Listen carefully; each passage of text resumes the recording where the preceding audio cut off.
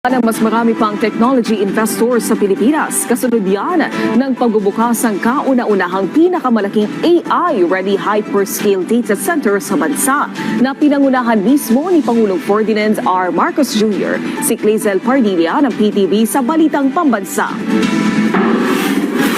Paglapag ng kamay ni Pangulong Ferdinand R. Marcos Jr. sa umiilaw na cube na ito, agad na sinimulan ang countdown.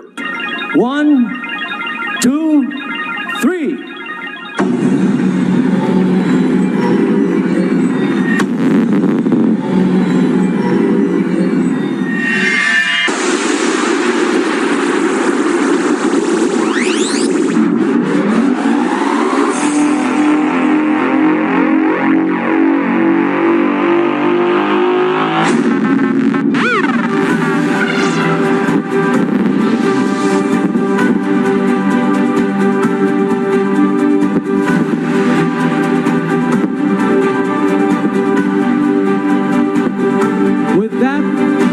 Santa Rosa Data Center is now officially launched. Ang Vitro Santa Rosa ay isang hyperscale data center. Malaking pasilidad ito na maaring paglagyan ng mga datos at impormasyon. Parang warehouse yan. Ngunit, imbis na yung mga gamit ang naka-storage doon, instead of boxes of products, we store digital information, such as emails, videos, business records, government files, even the apps on your phone. It keeps everything running safely and securely 24 hours, 7 days a week. Suportado rin ng hyperscale data center ang cloud computing, paghahatid ng software at serbisyo gamit ang internet. Naglalaman din ito ng artificial intelligence o kakayahan na tularan ang pag-iisip ng tao para mapabilis ang pagresolba ng problema o paggawa ng mga komplikadong task. Nasa 50 megawatts ang kapasidad ng data center, konektado sa cable network ng isang malaking telco company, kaya umaabot ang serbisyo sa Asia, Amerika at Europa.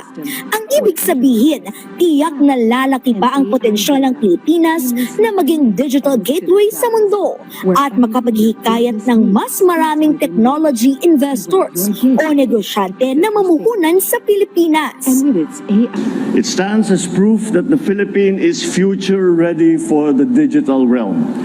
There is some work left to do, but we are ready to do that work so we can be an equal player in the world of data and data processing. The inauguration of VSR signaled the country's readiness to attract the world's largest technology companies and showcase our regional competitiveness in the digital space. Itinayo ang Vitro Santa Rosa sa probinsya ng Laguna na refleksyon ng pagsisikap ng pamahalaan na itaguyod ang regional development o pantay-pantay na pag-unlad sa mga rehiyon sa bansa. Kasabay ng pagtatatag ng Vitro Santa Rosa, puspusan ang pamahalaan sa pagtatayo ng mga digital infrastructure. Noong April 2024, inilunsad ang National Fiber Backbone Phase 1 na magpapabilis sa internet speed sa buong bansa. Kasalukuyan, papalo na sa 11 milyong mga online user ang nakapagbenepisyo mula sa libreng public internet access program ng pamahalaan.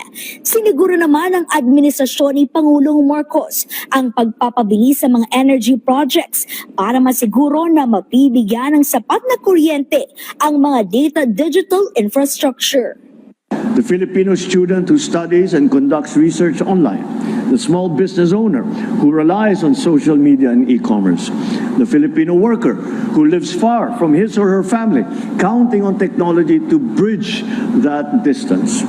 This technological infrastructure strengthens connection, not just digitally.